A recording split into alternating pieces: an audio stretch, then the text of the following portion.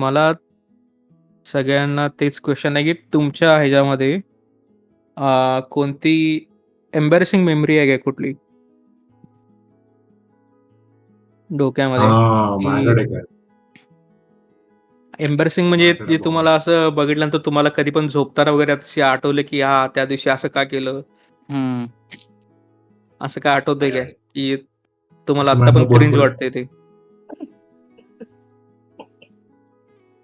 आहेत का आठव आठव आठव माझ्याकडे मी सांगू काय पटकन हा. सांगतो. हा सांग मी दहावीला होतो सांगा. नववी का दहावीला होतो आणि आम्हाला कसं कधी कधी शेवटचा पिरियड किंवा शेवटचे 2 पिरियड शाळा सुटायच्या आधी आम्हाला हे द्यायचे गेम्स पिरियड द्यायचे आणि त्यावेळेला आम्ही कबड्डी वगैरे असं पण रूल असा होता की तुम्ही कबड्डी खो खो असंच काहीतरी खेळायचं असं म्हणजे खेळायला पाठवायचे मग आम्ही कबड्डी खेळायला गेलतो एकदा आणि हम्म. 10वीचंच वर्ष होतं वाटतं आणि माझ्याकडे आम्हाला कसं होतं सॅटर्डेला का मंडेला व्हाईट शर्ट आणि व्हाईट पॅन्ट घालून यायचं होतं व्हाईट युनिफॉर्म घालून यायचं होतं बहुतेक संडेला मग ते 10th होती ना आणि ती पॅन्ट मला टाईट झालेली भरपूर टाईट झालेली काय आणि म्हणजे आता काय म्हणजे लास्ट इयर आहे 10वीचं लास्ट वर्ष नवीन पॅन्ट कशाला घ्यायची म्हणून मी तसंच घालून गेलो रे आणि ते एका गेम्स पिरियड मध्ये गेले कबड्डी खेळता खेळता मला त्यानं पाय पकडला आणि माझी पॅन्ट बरोबर फाटली खाली जॉईंट मध्ये फाटली लई मोठी पॅन्ट तरी बरं माझी अंडरवेअर फाटली नव्हती नाहीतर मी अर्धा उघडा असतो नंगानाच. तर ती पॅन्ट फाटली तर ती पॅन्ट मी स्टेपलर हे केलेली चिटकवलेली अशी घरी जाऊसपर्यंत म्हणजे 10वीमध्ये नवीन काय म्हणतात नवीन पॅन्ट घ्यायची नाही म्हणून मी तशी ती टाईट पॅन्ट आणि ते आठवड्यात एकदाच असायची पॅन्ट असं पण नाही की तुम्ही आठवड्यावर घातलं त्यामुळे मी नवीन घेतलेलं नाही तसं झालं माझं पॅन्टच फाटली कबड्डी खेळताना. आता येत नाही माझी स्टोरी अशी आहे की मी बहुतेक 7वीत का 8वीत होतो मी ह्याला होतो बोर्डिंग स्कूलमध्ये ठीक आहे तिथं इलेमेंटरी परीक्षा होती माहिती आहे सगळ्यांना इलेमेंटरी इंटरमिजिएट ड्रॉइंगची हा ड्रॉइंगची बहुतेक 8वीच असणार आहे कारण आपण त्याच वेळी 8वी 9वी 10वीला जात होती. मग 8वी मध्ये काय झालं की तिथं पण मी त्या शाळेत टॉपर होतो काय ठीक आहे आणि मग तिथं सगळ्यांनी म्हणलेलं की तू आहेस हा जाऊ दे तू इलेमेंटरीला पण घे ठीक आहे मग मी इलेमेंटरी केलं आणि मी एवढं पण बाद ड्रॉइंग केलं नव्हतं काय ठीक आहे आणि ज्यावेळी रिझल्टचा दिवस होता काय त्या दिवशी ते आर्टचा शिक्षक आला आणि म्हणला की रिझल्ट आलेले आहेत आणि रिझल्ट आलेले आहेत ते मी डिक्लेअर करतो म्हणले आणि पहिला नाव माझंच घेतलं की कुरुंदवाडचे राजे सनी नागावे उभा राहा. अरे काय मग काय तर वाटलं की काय हा असं काय तर असेल म्हणलं की काय तर ठीकठाक आले असतील ग्रेड चांगले आले असेल मग हळूहळू बाकीच्या लोकांचे पण त्यांच्या होम टाउनचे नाव घेऊन तिथले राजे म्हणजे कोल्हापूरचे राजे कागलचे राजे असलं सगळं करून उभा करायला लागले आणि नंतर कळायला लागले की माझ्या नंतरची जी नावं आहेत ती म्हणजे अशी अकॅडमिकली चांगली पोरं नव्हती रे. अच्छा झाला ते पहिल्यानंतर असं होत जायला आणि म्हणलं की मग सगळ्यात शेवटी म्हणले ही जी उभारलेली राजे लोक आहेत हे सोडून तुम्ही सगळेजण पास झालाय. आई घातली राजे लोक फेल. त्यावेळी सगळे हसायला लागलेलं की सगळेजण हसले रे. मग त्यावेळी जर असं एम्बॅरेसिंग मोमेंट होता आणि मी इकडं जयसिंगपुरात येऊन इंटरमिजिएट दिली 9वीला आल्यावर आणि मी इंटरमिजिएट डायरेक्ट पास झालो. माझं एलिमेंटरीचं सर्टिफिकेट नाही आहे माझं डायरेक्ट इंटरमिजिएटचं सर्टिफिकेट आहे. मेहनत केली. नाईस एलिमेंटरी पास तसं राहतं का म्हणजे क्रायटेरिया लागते का एलिमेंटरी पास व्हायला लागेल असं काही? नाही असं काय नसतं काय इंटरमिजिएट मला तर मिळाले सर्टिफिकेट नाही आहे माझं इंटरमिजिएटचं डायरेक्ट सर्टिफिकेट आहे. कारण मला वाटतंय की मी एलिमेंटरी मिस केली होती आणि मला इंटरमिडिएटला बसवून दिले नव्हते त्याच्यामुळं आमच्या शाळेत. माझं एक काय आहे माहित नाही मला. Embarrassment movement. हम्म. हा, कोण बोल. बोलणार आहे? बोल बोल किशोर. नाही मीच बोलालतो मध्ये, तू बोल की. अच्छा.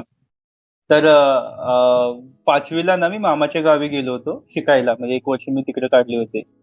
तर मी आलो होतो म्हणजे असं शहरातून वगैरे, तर तिकडे माझी हवा होती की अरे इथे तिकडे मला पडता हुशार आहे, असं आहे तसं आहे, हे आहे ते आहे. तर ती शाळा होती ती ही होती रयत शिक्षण संस्थेची, कर्मवीर भाऊराव पाटलांची, म्हणजे त्यांच्या through आलेली होती. तर जयंती होती कर्मवीर भाऊराव पाटलांची 5वीत असताना, आणि मला पण हुरूप लय चढला होता की मी लय भारी आहे वगैरे, आणि मग मी नाव देतो भाषण करण्यासाठी. हम्म. दिलं नाव भाषणला, सगळीजण म्हणजे 1 आठवडा आधी दिलं होतं नाव, सगळीजण अरे वा सर्व भाषण करणार आहे, ऐकायचं वगैरे, सरपंच म्हणून गेले होते. पण मी काही प्रिपरेशन केलीच नाही भाषणाची काय, आणि मला म्हणजे इतका कॉन्फिडन्स की मी म्हटलं जागेवर जाऊन बोलणार. गेलो माईकाला, पहिल्यांदा सगळ्यांच्या समोर स्टेजवर फोटो बघितली, फाटली. ऐकत एकच सेंटेन्स, कर्मवीर भाऊराव पाटील कर्माने वीर होते म्हणून कर्मवीर भाऊराव पाटील होते. असं बोलून मी माझं भाषण संपवतो. झालं. जय हिंद जय महाराष्ट्र. एवढे 4 शब्द बोलून मी माझे भाषण संपवतो. जय महाराष्ट्र. हा. जय. हा, म्हणजे सगळीजण ऐकायला तयार होत, मी आलो खाली बसलो गप्पने, तो मानगाडी घालून. तो एक खतरनाक होता मोमेंट. एक मी सांगू शकतोय. हा. आता माझा जो म्हणजे म्हणजे आहे रेग्युलर प्रॉब्लेम पाकिस्तानचा. तर म्हणजे आम्ही कधी ट्रेकिंगला गेलतो. तर म्हणजे तिथं काय झालं, म्हणजे वन स्टे होता आमचा, वर जाऊन डोंगरावर जाऊन स्टे होता, टेंट वगैरे लावून स्टे होता आमचा. मग आम्ही टेंट वगैरे लावला, सगळं झालं, जेवण बिवून झालं. मग जेवण झाल्यावर आपलं म्हणजे रेग्युलर नेहमीप्रमाणे पाकिस्तान आलं. पण तिथं अंधार होता, अंधार बुडूक. मग त्याच्यानंतर मग आपल्या फोनची बॅटरी पण असं लांब गेलो, म्हणजे ज्या ठिकाणी टेंट लावलं टेंट पासून लांब गेलो, पाणी वगैरे घेऊन. झाला आपला कार्यक्रम झाला, आटोपला. मग असं खाली, म्हणजे आता तिथं थोडे जेट स्प्रे येणार आहे, आपला हातच की. मग तिथं अंधार होता, असं हात खाली घातला, एवढा मोठा दगड होता, त्या दगडावर बुक्की डायरेक्ट, एवढं असं हातात साल्ट गेलं डायरेक्ट, एवढं असलं. ते धुवायचे ना, तर मी उठलो, ताड करून उठलो आणि असं बैठलो, म्हटलं काय, असं डायरेक्ट हातात साल्टच गेलत. मग तिथनं उठलो, साईडला बसलो परत. असा विषय बाबा. व्हिडिओ कट करना पडेगा. त्याच हाताने धुतला का मग तू? ऑब्विसली, आता हाच की हात चालतंय निघालेलं. चालते निघाले. अरे अक्षरशः बुक्कीच बसली दगडावर अशी. काय सांगू तुला बाबा, चरचरला असणार लय. हे चरचर म्हणले, म्हणजे काय सांगू तुला. मला आता एकच आठवतंय सध्या तरी, डिग्रीला लास्ट इयर प्रेझेंटेशन असते, लास्ट इयरचे प्रोजेक्ट प्रेझेंटेशन असते. सगळ्यांची तयारी झालेली आहे, आमचं काय कशात काय नव्हतं अजिबात. म्हणजे फायनलच्या आधीच एक चेकिंगसाठी प्रेझेंटेशन द्यायचं होतं आमच्या सरांच्या समोरच. आणि तयार नाही काही नाही, पीपीडी तयार होता तो, पण आधीच्या कोणाचा तरी प्रोजेक्ट आपल्याला होता, ते त्यांची पीपीडी घेतलेली आणि लावली तशीच पीपीडी त्याला. समोरची पहिली स्लाइड तेवढी एडिट केलेली होती व्यवस्थित, सगळी नावं होती व्यवस्थित. आणि नंतर मग आत गेले परत, मग ते रेफरन्स आले शेवटी, नावं बदललेली दिसली परत आतल्या साईडला. जे सरांना आम्हाला फाईलावर घेतला, सगळ्यांचे प्रश्न झालता, आमचं शेवटचं होतं, सगळ्यात शेवटचं. सगळ्यांचे चांगलं झाले, सगळ्यांना चांगलं झाले म्हणून सगळ्यांना पास होते म्हणून असा कॉन्फिडन्स होता. जशी आमची लायकी काढायला सुरू केली, सगळी जण लागली ही नापास आहे, डिग्री पास होत नाही, पुढच्या सेमिस्टरसाठी बेस्ट आपलं काय. म्हणलं तर वायडी होते, शेवट वर्षाला वायडी होते होते, तसं काय झालं नाही. ते सगळ्या वर्गासमोर इज्जत गेली. मला ते प्रेझेंटेशन वरूनच एक आठवलं आता एम्बॅरेसिंग मोमेंट. काय माझं पण फायनल इयर प्रोजेक्टचं प्रेझेंटेशन होतं, सगळं व्यवस्थित गेलं, सगळं झालं काय. आणि आम्ही काय करतो, एक 3D प्रिंटेड होतं, आणि त्याच्यामध्ये आम्ही कॉपर वायर्स होत्या. कॉपर वायर घेऊन एक सेन्सरला जोडलेल्या.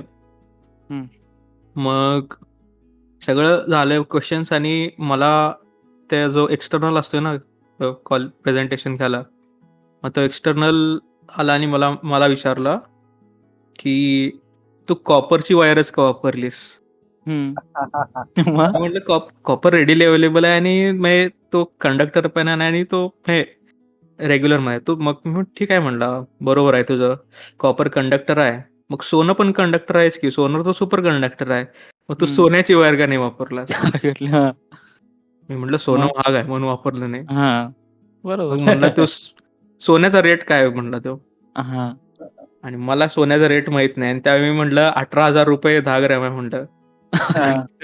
आणि त्यावेळी रेट चालू होता काय तर 44,000. बापरे. 18,000 न म्हटलास तू. हा 18,000 न म्हटलं. तो हसायला चालू केला सगळ्यांसमोर तिथं एक्सटर्नल. म्हणलं हे घे 18,000 रुपये मला 18,000 रुपये दिला का आणून. नाही. मग माझा पण तो गाईड म्हणला बरोबर आहे, काय तुम्ही असं सगळं करताय आणि तुम्हाला सोन्याचे रेट माहित नाहीत. हे झाला विषय.